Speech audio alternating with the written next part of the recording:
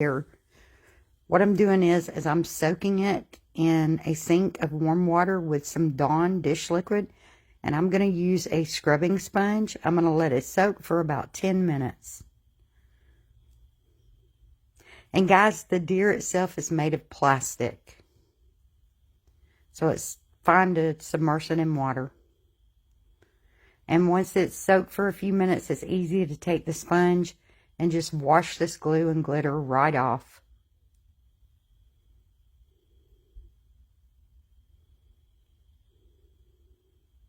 So once I had it washed off, I'm taking a paper towel and I'm going to dry it because we're going to be spray painting it. You can see it's good thick plastic.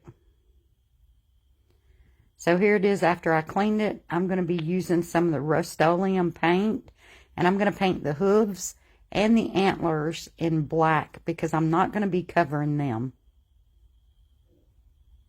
Okay, so I used this paper that came from Walmart.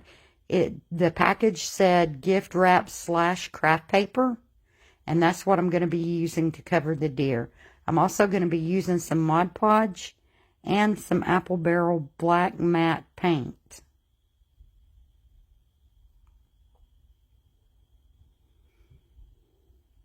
So the first thing I'm doing is I'm tracing the deer on the back side of my paper.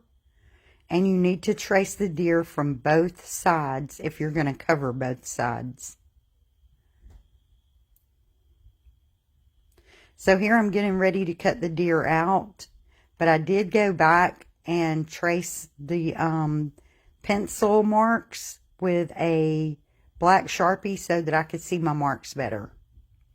So now I'm getting the paper cut so that I can Mod Podge it onto the deer.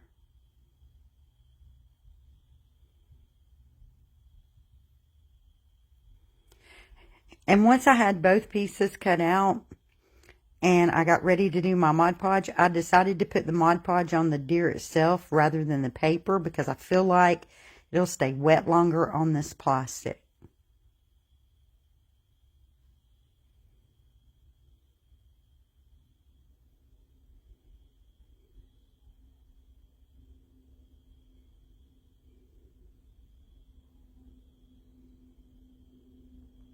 So once I had it covered, it was time to put the paper on.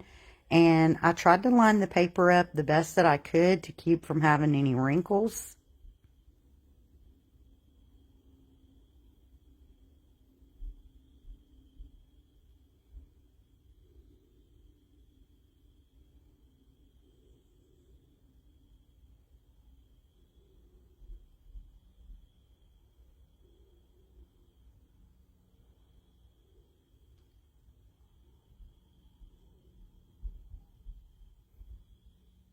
So once I had it on, I did go back and put a layer to seal it with of Mod Podge.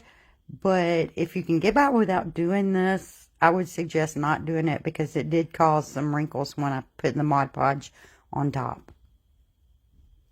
Okay, so here I'm taking a sanding block and I'm taking all the edges on my deer off, the paper that was hanging over. And now I'm using the Apple Barrel black paint, and I'm just taking my finger, going around, rubbing all the edges to give it a nice black edge. And here's our finished project.